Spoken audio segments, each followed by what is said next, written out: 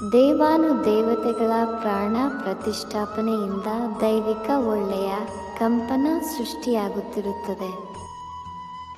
ದೇವಸ್ಥಾನದಲ್ಲಿ ಪೂಜೆ, ಆರತಿ, ಅರ್ಚನೆ, ಮಂತ್ರ ಅಭಿಷೇಕ ನಡೆಯುವುದರಿಂದ ಹೊಸ ಚೈತನ್ಯ ಆಕರ್ಷಿಸುವುದು.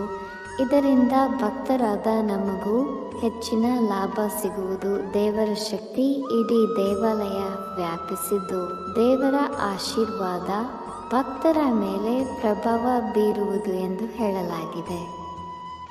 ಅಶುದ್ಧ ಉದ್ದೇಶದಿಂದ ದೇವಸ್ಥಾನಕ್ಕೆ ಬರುವ ಅಥವಾ ಸರಿಯಾದ ಗೌರವವನ್ನು ತೋರಿಸದ ಜನರಿಗೆ ನಕಾರಾತ್ಮಕ ತೊಂದರೆ ಉಂಟಾಗುವುದು. ದೇವಾಲಯಗಳು ನಮಗೆ ನಮ್ಮ ಧರ್ಮ, ನಮ್ಮ ದೇವರುಗಳ ದಂತಕಥೆಗಳು, ಜೀವನದಲ್ಲಿ ನೈತಿಕತೆಯ ಮಹತ್ವವನ್ನು ಪರಿಚಯಿಸುತ್ತವೆ. ನಾವು ಸಾಧ್ಯವಾದಷ್ಟು ಪುರಾತನ ನಿರ್ದಿಷ್ಟ ದೇವಾಲಯಕ್ಕೆ ಹೋಗಬೇಕು, ಏಕೆಂದರೆ ಅಲ್ಲಿ ಅತ್ಯಂತ ಪರಿಣಾಮಕಾರಿ ಧನಾತ್ಮಕ ಕಂಪನಗಳು ಹೆಚ್ಚು ಇರುವಂತಹದ್ದು. ಕಷ್ಟದ ಸಮಯದಲ್ಲಿರುವ ಆಶ್ರಯ ತಾಣವಾಗಿದೆ. ಇಲ್ಲಿ ಭರವಸೆ, ಸ್ಫೂರ್ತಿ, ಸಾಂತ್ವನ ನಾವು ಪಡೆದುಕೊಳ್ಳುತ್ತೇವೆ. ದೇವಾಲಯಗಳಲ್ಲಿ ಜೀವನಕ್ಕೆ ಸಂಬಂಧಿಸಿದ ಕಥೆಗಳನ್ನು ಹೊಂದಿವೆ. ಅವುಗಳು ತಮ್ಮೊಳಗೆ ಉತ್ತಮ ನಡತೆ, ಆಲೋಚನೆ, ಸಂಸ್ಕೃತಿ ಕಲಿಸುತ್ತದೆ.